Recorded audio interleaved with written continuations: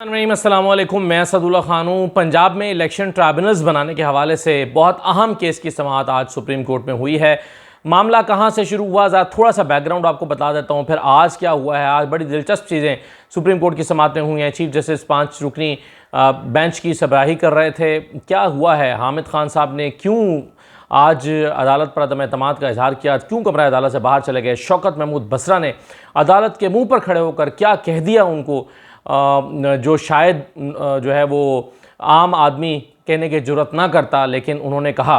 और फिर chief justice क्यों सहाफ़ियों पर बरस पड़े और क्यों उन्होंने कहा कि डॉलर्स के लिए रिपोर्टिंग हो रही है। तो ये सारा कुछ आज की समाअत में जो कुछ हुआ है ये मैं आपके सामने रखता हूँ। लेकिन मैं पहले बता दूँ आपको कि ये मामला शुरू होता है जस्टिस मलिक शहजाद साहब के ट्राइब्यूनल्स लगाने के हवाले से।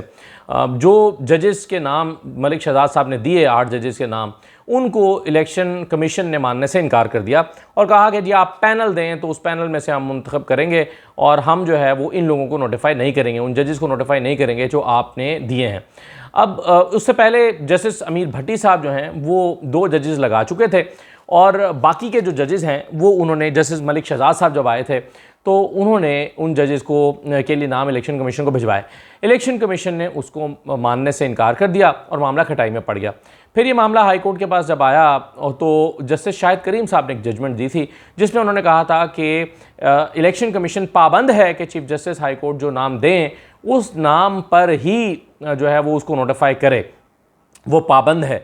यानी वो समझते थे जस्टिस शाहिद करीम साहब के मीनिंगफुल कंसल्टेशन के बाद अगर कोई उसमें तकरार है या टकराव है या कोई कॉन्फ्लिक्ट है तो चीफ जस्टिस की राय मुकद्दम होगी और उसको इलेक्शन कमीशन को नोटिफाई करना पड़ेगा। और फिर ये भी कहा था कि 7 दिन के अंदर अंदर इलेक्शन कमीशन ने नोटिफाई ना किया तो ये ट्राइब्यूनल्स आज खुद काम शुरू कर देंगे और ये खुद ब खुद वजूद में आ जाएंगे। अब इस जजमेंट को फिर इलेक्शन कमीशन ने चैलेंज किया और इसको जो है वो 5 रुकनी बेंच की तरफ से सुना गया। काजी फाइज ईसा साहब सरबराही कर रहे थे, उनके साथ जस्टिस अमीनुद्दीन थे, the one and only justice Aminuddin, the right hand and the right side of the chief justice, और उनके दाएं जाने बैठे थे। और जमाल खान मंदुखेल साहब थे, नईम अख्तर अफ़गान थे, जस्टिस अकील अब्बासी साहब थे। ये 5 रुकनी बेंच था। इन 5 रुकनी बेंच में से 3 जो जजेस हैं वो तो बलोचिस्तान ही से थे और यानी चीफ जस्टिस खुद जमाल खान मंदुखेल और जस्टिस नईम अख्तर अफ़गान, और चौथे जज जो हैं वो अमीनुद्दीन थे। जस्टिस अमीनुद्दीन, उनके बारे में तो आपको कोई किसी किस्म की गलतफहमी होनी नहीं चाहिए। तो 5वें जज जस्टिस अकील अब्बासी साहब थे। तो ये 5 रुकनी बेंच था जो इसको सुन रहा था। इस पर आते ही हामिद खान साहब जो कि सलमान राजा साहब के वकील थे, सलमान राजा साहब के वकील हामिद खान ने जो है वो एतराज़ किया और कहा कि बेंच पर उन्होंने एतराज़ किया, नहीं चीफ जस्टिस पर एतराज़ किया कि वो इस मुकदमे को ना सुने। तो काजी फैसल साहब ने उनकी बात सुनने से इनकार कर दिया और कहा कि आप बैठ जाएं, आप तशरीफ़ रखें, आप सीनियर काउंसिल, आप तशरीफ़ रखें, बाद में अपनी गुजारिशात करें। उन्होंने कहा कि जी मैं कार्रवाई शुरू होने से पहले मैंने एक दरख्वास्त दी है। उन्होंने कहा चीफ जस्टिस ने उन्हें बात ही करने नहीं दी और कहा कि आप बैठें, हम आपकी बात नहीं सुनेंगे। उन्होंने कहा कि फिर इतना कह पाया हामिद खान कि जी ठीक है फिर मैं रिक्यूज़ करूँगा। उन्होंने कहा जी आप रिक्यूज़ कर जाएँ, आप ठीक है आप चले जाएँ। और फिर हामिद खान साहब रोस्तम से हटे, उन्होंने अपना सामान उठाया और कमरा अदालत से बाहर चले गए, रिक्यूज़ कर दिया। उसके बाद फिर जो इलेक्शन कमीशन के वकील थे सिकंदर बशीर मोहम्मद, वो उन्होंने अपने सारे जो आर्गूमेंट्स थे वो दिए और जो है वो एक बड़ा अहम इंकशाफ उन्होंने जस्टिस आलिया नीलम के हवाले से किया कि जिसमें मामला तय पाने की बात की गई। और ये एक ख़बर थी, वैसे तो सिद्दीक जान की खबर पहले दे चुके थे और कह चुके थे कि जी 4 तुम और 4 हम, ये एक फार्मूला बन गया है, ये खबर पहले आ चुकी थी। लेकिन बहरहाल आज ऑफिशियली ये बता दिया गया है कि आलिया नीलम साहबा ने 4 जज लगाने का इख्तियार इलेक्शन कमीशन को दे दिया और कहा कि ठीक है 2 अमीर भट्टी लगा गए थे, यानी वो भी इलेक्शन कमीशन ने एक तरह से लगाए थे, 2 बाद में जो है वो कबूल कर लिए गए और बाकी जो 4 हैं वो आप अपनी मर्ज़ी के लगा दें और रिटायर्ड जज लगाने हैं तो वो लगा दें। अब क्या हुआ, जब कार्रवाई शुरू हुई तो चीफ जस्टिस जो हैं, आज वैसे चीफ जस्टिस मैं आपको बता दूं बहुत झुंझलाहट का शिकार रहे, बहुत झुंझलाहट का। वैसे तो खैर वो अक्सर रहते हैं लेकिन आज सलमान अकरम राजा के साथ वो बहुत उलझते रहे, बार बार उलझते रहे। कई जगह पर तो वो नाराज़ होकर बैठ गए, उन्होंने कहा जी मैं बात ही नहीं करता, अब आप बोलते रहे, मैं बात ही नहीं करूँगा, मैं सुन, और यूँ हाथ रख के वो बैठ गए। उन्होंने कहा कि जी अब आप ही बोलते रहें। कार्रवाई लाइव आ रही होती तो आप खुद इस सारे मामले को समझ पाते। लेकिन वारदात क्या हुई है इस सारी कार्रवाई में, ये मैं आपको इस वीडियो में बताना चाहता हूँ। देखिए चीफ जस्टिस ने कहा कि आप आखिरी 2 पैराग्राफ पढ़ें और उसको जो है वो पढ़ा गया। चीफ जस्टिस ने कहा कि इलेक्शन कमीशन एक कॉन्स्टिट्यूशनल बॉडी है, ये बात चीफ जस्टिस बार बार दोहरा के कह रहे हैं, कॉन्स्टिट्यूशनल बॉडी है, कॉन्स्टिट्यूशनल बॉडी है। यानी इसका मतलब यह है कि भाई जो इलेक्शन कमीशन ने कर दिया उसको अहमियत दें, उसको ये बात एक खास कॉन्टेक्स्ट में काजी फायसा कहते हैं और बार बार वो इसलिए दोहराते हैं कि जस्टिस मंसूर को भी पता चले कि इलेक्शन कमीशन के फैसलों पर जो है वो ज़्यादा तनकीद नहीं करनी, वो एक कॉन्स्टिट्यूशनल बॉडी है। तो उन्होंने कहा कि इलेक्शन कमीशन एक कॉन्स्टिट्यूशनल बॉडी है, मुल्क को इस्तेहकाम की ज़रूरत है, इस तरह के मसाइल फ़ौरन हल होने चाहिए, बैठें और मसला हल करें। शायद अना का मसला होगा कि कौन किसके पास जाए। पाकिस्तान में हर चीज़ को डिस्प्यूट क्यों बना दिया जाता है? पाकिस्तान में आईनी इदारों का एहतराम सीखना होगा। ख़तो किताबत का क्या फ़ायदा, चले जाते बातचीत हो जाती। ये अब सारी बातें चीफ जस्टिस काजी फायसा साहब कर रहे हैं। उन्होंने कहा कि ये इलेक्शन मैटर्स हैं, जल्द अज जल्द डिसाइड होने चाहिए। कानून में भी ये लिखा है कि आप पाबंद हैं। उन्होंने कहा कि try to resolve the matter, ये काजी फायसा साहब ने कहा। उन्होंने कहा कि this is not the way that the institution start attacking the other institutions. एक इदारा दूसरे इदारों पर अटैक करना शुरू कर दे, अच्छी बात नहीं है। ये भी एक ख़ास कॉन्टेक्स्ट में आप इसको देख सकते हैं कि कल का जो फैसला है जस्टिस मंसूर का ने जो लिखा और 8 जजेस का फैसला है, उसमें इलेक्शन कमीशन को काफ़ी तनकीद का निशाना बनाया गया है। तो चीफ जस्टिस काजी फायसा साहब समझते हैं कि एक इदारे का दूसरे इदारे को अटैक करना ये मुनासिब नहीं है। बेसिकली काजी फायसा साहब बात तो कर रहे थे हाई कोर्ट और इलेक्शन कमीशन के दरमियान डिस्प्यूट की, लेकिन इसको इस पर्सपेक्टिव पे भी देखा जा सकता है। यहाँ पर जो वकील थे इलेक्शन कमीशन के, उन्होंने बहुत अहम इंकशाफ किया। उन्होंने कहा कि जी हमारे जो चीफ जस्टिस साहिबा हैं जस्टिस आनिया नीलम, उनके साथ मामला तय पा गए हैं, उनके साथ कंसल्टेशन हो गई है। और उन्होंने कहा कि chief justice Lahore high court के साथ अग्रीमेंट हो गया है कि 4 जजेस हम लगाएंगे, 4 जजेस वो लगाएंगे। यानी 4 जजेस हाई कोर्ट ने जो दिए हैं वो लग गए और 4 जजेस का इख्तियार उन्होंने हमें दे दिया कि ठीक है हम लगा लें। और वो 4 जजेस रिटायर्ड जजेस भी हो सकते हैं, तो डेफिनेटली वो 4 जजेस रिटायर्ड लगेंगे और इन 4 रिटायर्ड जजेस पर वो तमाम केसेस जिसमें यकीनी तौर पर फॉर्म 45 पर पीटीआई जीती हुई है, वो इन रिटायर्ड जजेस के पास लगा दे जाएंगे। और रिटायर्ड जजेस इलेक्शन कमीशन कैसे लगाएगा, इसका आप बखूबी अंदाज़ा कर सकते हैं और आपको अंदाज़ा होगा कि इलेक्शन कमीशन जो है वो इस सिलसिले में क्या गुल खिलाएगा। अच्छा, फिर चीफ जस्टिस साहब ने कहा, और ये तो खैर वो हर दफ़ा थोड़ा सा भाषण देते हैं, उन्होंने कहा कि आइन को पढ़ने की कोई जसारत नहीं करता। भाई पढ़ें तो सही कि आइन क्या कहता है, यहाँ हर चीज़ को अना का मसला क्यों बना लिया जाता है? आइन पढ़ें, आइन पढ़ें। मंदू खैल साहब ने कहा कि जब चीफ जस्टिस ने नाम भिजवा दिए तो आपको क्या एतराज़ है कि ये आदमी हमें पसंद है, ये पसंद नहीं है, पसंद नापसंद उनकी तो बात ही ख़त्म हो जाती है। यानी इलेक्शन कमीशन से वो कह रहे हैं कि चीफ जस्टिस नाम भिजवा देता तो उस पर आप अपनी पसंद नापसंद का इजहार क्यों कर रहे हैं? अच्छा, जस्टिस मंदू खैल साहब के रिमार्क्स पर ना जाइएगा, वो रिमार्क्स इसी किस्म के देते हैं और फैसला एंड में कुछ और देते हैं। अच्छा, फिर चीफ जस्टिस ने कहा कि नंबर ऑफ ट्राइब्यूनल्स जो हैं वो डिपेंड करता है नंबर ऑफ केसेस पर, कि कितने केसेस फाइल हुए हैं। तो ये तो यूँ होना चाहिए ना कि जितने ज़्यादा दरखास्तें हैं उतने ज़्यादा ट्राइब्यूनल्स बनने चाहिए, कम दरखास्तें हैं तो कम ट्राइब्यूनल्स बनने चाहिए। तो ये तो उस पर डिपेंड करना चाहिए कि कितने ट्राइब्यूनल्स बने हैं। फिर रिटायर्ड जजेस का भी जिक्र हुआ कि रिटायर्ड जजेस को लगाया जा सकता है। जमाल खान मंदू खैल साहब ने कहा कि ट्राइब्यूनल्स को कितने अरसे में नोटिफाई करना होता है? वकील ने कहा कि जी जल्द अज जल्द करना होता है और हम जल्द अज जल्द कर देंगे। तो मंदू खैल साहब ने कहा कि चीफ जस्टिस ने कहा कि चलें तो ये तो अच्छी बात हो गई ना, आप लिख दें कि हम 1 हफ्ते के अंदर उसको नोटिफाई कर देंगे, बात ख़त्म हो गई। यानी बस आप अब चीफ जस्टिस ने कहा कि मुकाने वाली बात करें, अब बनाएं ट्राइब्यूनल्स फटाफट, जल्दी जल्दी ट्राइब्यूनल्स बनाएं। अब जाहिर एग्रीमेंट हो गया है, जस्टिस आनिया नीलम जब मान गई हैं कि ठीक है आप अपनी मर्जी के ट्राइब्यूनल लगा दें, तो फिर देर की नए काम में देर क्या, बस आप फटाफट पे ट्राइब्यूनल्स लगाएं और बात ख़त्म करें। सलमान राजा साहब जो हैं उसके बाद फिर यानी ये बात तो यहाँ ख़त्म हो गई। तो सलमान राजा साहब जो हैं वो फिर आए रोस्टम पर, तो उस पर उन्होंने कहा, काजी फैसल साहब ने, वैसे सलमान साहब ये बड़ा पुराना रूल है कि अगर कोई ख़ुद भी रिस्पोंडेंट हो या पटिशनर हो तो वो अपने ही केस में पेश नहीं होता। तो सलमान राजा ने कहा कि नहीं, मेरे वकील तो हामिद खान थे, मैं किसी और रिस्पोंडेंट जो हैं उनका वकील हूँ। रिस्पोंडेंट नंबर 5 उन्होंने बताया, 6 बताया, बहरहाल मैं उनका वकील हूँ उनके तौर पर। फिर उस पर फिर भी चीफ जस्टिस को ने जो है वो पेशोपस से काम लिया और वो फिर भी कुछ आर्गूमेंट करते रहे, लेकिन बहरहाल उन्होंने कहा कि जी मैं अपना केस नहीं आर्ग्यू कर रहा, वो तो मैं तो फ़लाँ को रिस्पॉन्ड कर रहा हूँ, रिस्पोंडेंट हूँ। तो उस पर सलमान राजा साहब ने फिर अपने दलाइल का आगाज़ किया। मंदू खैल साहब ने कहा कि जो डिले हुआ है वो आपकी वजह से हुआ है कि आपके काउंसिलर मुल्क से बाहर थे। सबसे पहले मंदू खैल साहब ने यहाँ पर वजाहत करना ज़रूरी समझा। उन्होंने कहा कि ये जो केस ताख़ीर से सुना जा रहा है, ये तासुर ये दिया गया या ख़बरें ये चलाई गई कि जी जमाल खान मंदू खैल मुल्क से बाहर हैं इसलिए लेट हुआ है। उन्होंने कहा कि नहीं जनाब, आपके काउंसिल यानी हामिद खान मुल्क से बाहर थे, ये उनकी वजह से लेट हुआ है। तो ये जो ख़बरें हैं ये गलत चलाई गई हैं। इस पर चीफ जस्टिस साहब भड़क उठे।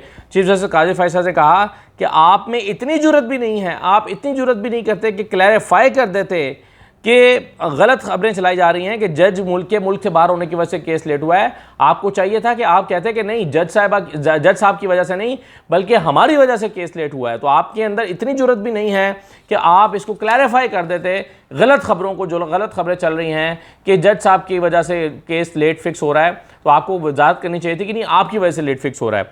तो फिर चीफ जस्टिस ने कहा कि लगता है कि अब हमें भी क्लैरिफिकेशन देने के लिए मीडिया सेल बनाना पड़ेगा। वैसे तो खैर अब उन्होंने मीडिया सेल बना ही दिया है, जहां उनका दिल करता है रजिस्ट्रार ऑफिस से नोट जारी करा देते हैं, लेकिन वो कहते हैं कि लगता है कि अब हमें क्लैरिफिकेशन देने के लिए मीडिया सेल बनाना पड़ेगा, क्योंकि पहले यहाँ कोर्ट कवरेज हुआ करती थी और बड़ी अच्छी कवरेज होती थी, लेकिन आजकल तो यहाँ डॉलर्स कमाए जा रहे हैं, ये चीफ जस्टिस ने कहा। तो पहले तो जब उन्होंने कहा तो सहाफ़ी, वो जहाँ पर सारे सहाफ़ी बैठे हुए थे उनकी तरफ से कहकहा उठा, उन्होंने कहकहा लगाया, लेकिन बाद में कुछ सहाफ़ी इस पर बड़ा अपसेट और नाराज़ दिखाई दिए और जो प्रेसिडेंट बैठे हुए थे उनकी तरफ इशारा करते रहे कि इन्हें बोलना चाहिए, इन्हें इस पर रद्द-ए-अमल ज़ाहिर करना चाहिए। जो सुप्रीम कोर्ट रिपोर्टर्स एसोसिएशन के प्रेसिडेंट हैं, तो उनकी तरफ कहा कि जी इनको तो बात करनी चाहिए, कैसे इंसल्ट कर रहे हैं सहाफ़ियों की कि जी डॉलर्स के लिए की जा रही है। अच्छा, डॉलर्स के लिए की जा रही हो या ना की जा रही हो, चीफ जस्टिस को ये बताना चाहिए कि रिपोर्टिंग गलत हो रही है या सही हो रही है। और अगर गलत हो रही है, यानी काजी फैसल साहब रिपोर्टर से इसलिए बहुत नाराज़ हैं आजकल कि उनके जो भी वो आईनी और कानूनी तरीके से मामला को डील कर रहे हैं काजी फैसल साहब, जिस तरह से प्रैक्टिस एंड प्रोसीजर एक्ट को उन्होंने अपने हक में इस्तेमाल किया, जिस तरह से वो एक्सटेंशन चाहते हैं, जिस तरह से वो चीज़ें कर रहे हैं, इन तमाम पर जो क्रिटिसिज्म हो रहा है, ज़ाहिर है काजी फैसल को नापसंद आ रहा है वो, और वो कहते हैं कि जी ये डॉलर्स के लिए हो रहा है। भाई अगर कोई गलत कह रहा है, कोई झूठ बोल रहा है, तो आप उसके खिलाफ कार्रवाई करें, आपके पास इख्तियार है, आप चीफ जस्टिस ऑफ पाकिस्तान है। लेकिन काजी फैसल साहब ने इनके बस सहाफ़ियों की इंसल्ट करते हुए आगे गुजर जाने का फ़ैसला किया। तो सलमान राजा साहब से उन्होंने पूछा कि आपने क्लैरिफाई क्यों नहीं किया, तो सलमान राजा ने कहा कि मैं खुद मुल्क में नहीं था, मैं नहीं जानता कि यहाँ पर क्या हुआ और क्या खबरें आई और क्या क्लैरिफिकेशन की ज़रूरत थी। अच्छा, फिर सलमान राजा साहब ने कहा कि ट्राइब्यूनल्स कानून के मुताबिक बनाया जाना चाहिए और उन्होंने मुतल्लिका शिकों का हवाला देना चाहा, तो चीफ जस्टिस ने उनको रोक दिया और कहा कि इसकी ज़रूरत नहीं है, ये मत पढ़ें। अच्छा, ये मैं आपको बताऊँ, आज काजी फैसल साहब ने सलमान राजा साहब को बिल्कुल बोलने दिया नहीं। जहां वो बोलते थे उनको टोक देते थे, और जहां खुद वो बात करने लगते थे और सलमान राजा कोई इंटरप्ट करते थे या कोई जवाब देने की कोशिश करते थे, तो काजी फैसल नाराज़ हो जाते थे कि आप मुझे बात मुकम्मल नहीं करने दे रहे, हालांकि खुद वो सलमान राजा को कोई बात मुकम्मल करने नहीं दे रहे थे। अच्छा, फिर उन्होंने कहा कि चीफ जस्टिस ने कहा कि आप हमें सिर्फ ये बता दें कि आज के बाद हम क्या करें, हम क्या हिदायत दें कि चीफ जस्टिस ट्राइब्यूनल लगाया करें, हम ये कह दें कि ट्राइब्यूनल चीफ जस्टिस लगाया करेगा, हम ये कह दें। तो चीफ जस्टिस ने कहा कि आप कोई कंसल्टेशन वाला ख़त दिखा दीजिए, कोई कंसल्टेशन हुई हो, कोई ख़त दिखा दें। तो सलमान राजा ने कहा कि जी इलेक्शन कमीशन, अभी उन्होंने सिर्फ इलेक्शन कमीशन कहा, इतना ही कहा। तो चीफ जस्टिस ने कहा इलेक्शन कमीशन को तो आप मानते ही नहीं हैं, तो चीफ वाला ख़त दिखाएं। उन्होंने कहा कि कोई चीफ जस्टिस की तरफ से अगर कोई कंसल्टेशन हुई है तो वो ख़त दिखाएं, क्योंकि इलेक्शन कमीशन को तो आप मानते ही नहीं हैं। तो ये उन्होंने इलेक्शन कमीशन सलमान अकरम राजा से कहा। फिर चीफ जस्टिस ने कहा कि यहाँ तो जज का ऑर्डर रजिस्ट्रार कलअदम कर चुका है, यानी जज ने कोई ऑर्डर दिया और रजिस्ट्रार ने उसको कलअदम कर दिया। वो अपने पुराने केस का हवाला दे रहे थे। उन्होंने कहा कि आप जानते हैं कि मैं किसकी बात कर रहा हूँ, आप मुझसे कुछ और सुनना चाहते हैं, ये काजी फैसल साहब ने कहा। काजी फैसल साहब मुसलसल गुस्से में थे, झुंझलाहट का शिकार थे, जैसा कि मैंने आपको पहले बता दिया। फिर जस्टिस जमाल खान मंदुखेल ने कहा कि देखें, चीफ जस्टिस से इलेक्शन कमीशन की मुलाकात हो गई।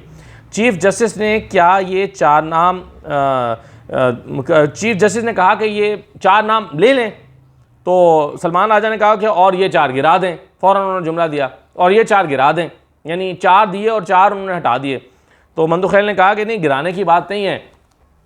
सलमान राजा साहब ने कहा कि सर मुझे ज़रा सुन लीजिए, मुझे ज़रा सुन तो लीजिए, रिटायर्ड जजों को हमने चैलेंज किया हुआ है कि रिटायर्ड जजों को नहीं लगाया जा सकता। अभी हाईकोर्ट में मामला पेंडिंग है, चल रहा है, लेकिन बहरहाल ऑर्डर बरकरार है, इसलिए रिटायर्ड जजों को ट्राइब्यूनल के तौर पर लगाया तो जा सकता है।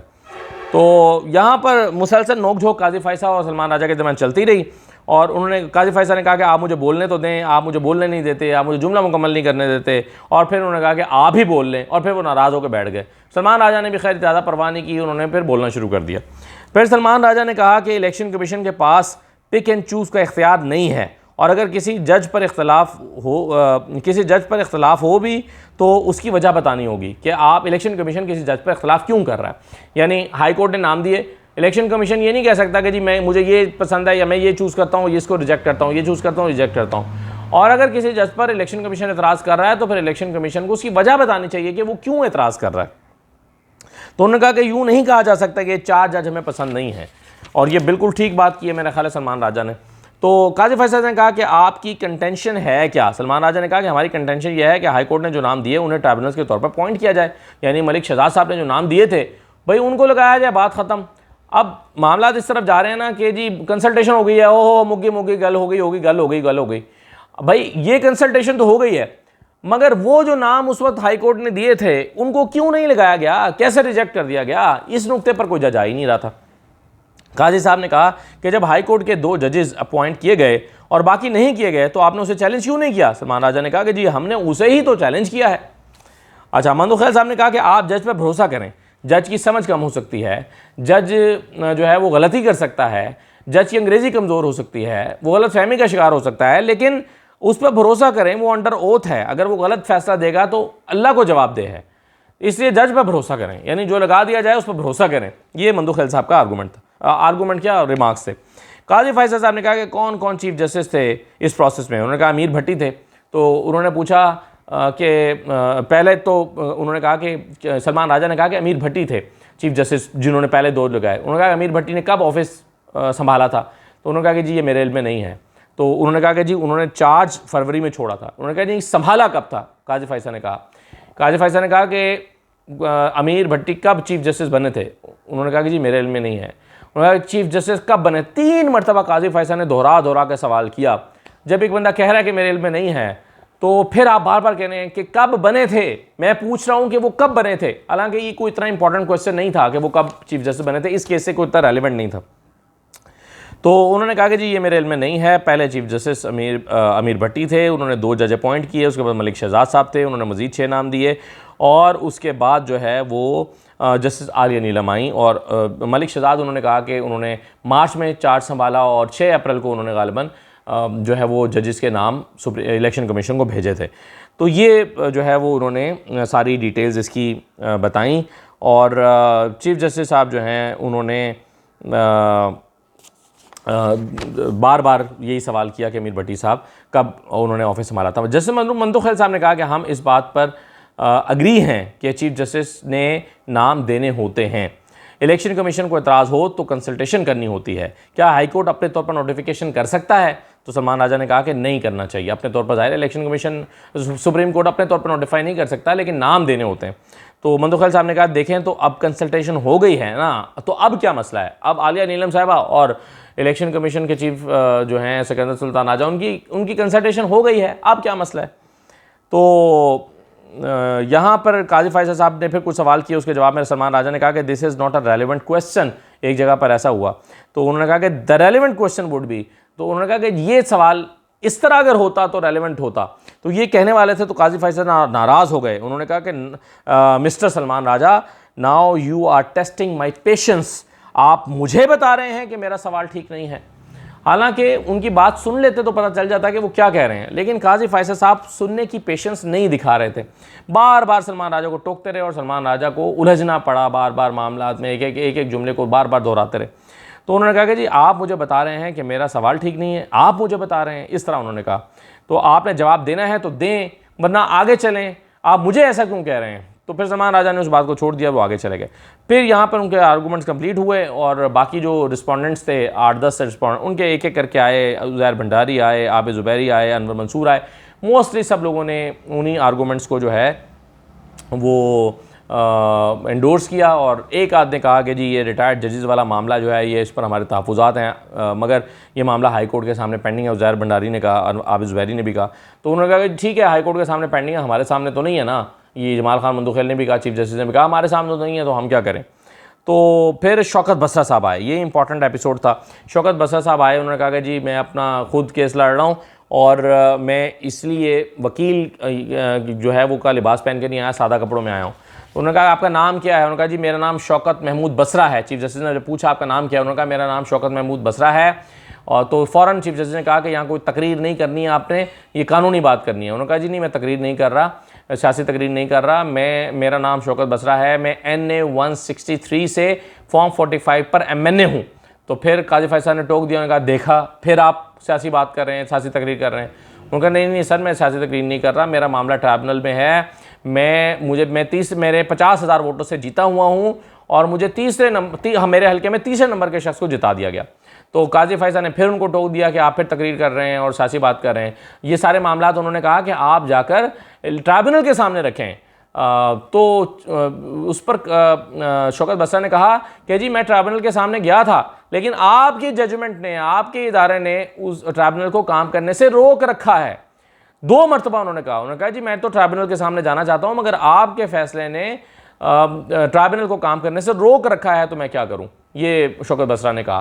तो उस पर काजी फैसल खामोश हो गए और जमाल खान मंदुखेल भी खामोश हो गए और फिर बात जो है वो आगे बढ़ गई। और उस पर फिर जो है वो एक रिमार्क जाते हुए दिए गए कि जी नाम जो हैं वो इलेक्शन कमीशन ने नहीं देने होते, जो हाई कोर्ट ने नाम देने होते हैं वो हाई कोर्ट ने देने होते हैं, इलेक्शन कमीशन ने नहीं देने होते। लेकिन नया कानून आ चुका है, उसमें जो रिटायर्ड जज लगाने हैं वो 12 इलेक्शन कमीशन ने लगाने हैं, तो ये तो वो हाई कोर्ट ने नहीं देने रिटायर्ड जजेस का नाम। तो सारा जो है वो गेम उठाकर दे दिया गया इलेक्शन कमीशन को। अब इलेक्शन कमीशन, फैसला भी महफूज हुआ है, फैसला आया नहीं है, लेकिन ये कह दिया गया है कि जाइए ट्राइब्यूनल्स को कहिए कि वो काम शुरू करें, आज ही से शुरू करें, टाइम तय ना करें, ट्राइब्यूनल्स को काम शुरू करें। इसका मतलब ये है कि जो ट्राइब्यूनल्स बनाए गए हैं वो कबूल कर लिए गए हैं और फैसला जो है वो इलेक्शन कमीशन के हक़ में ही आ रहा है। तो ये है जी सूरत हाल। इजाज़त दीजिए, अल्लाह हाफ़िज़।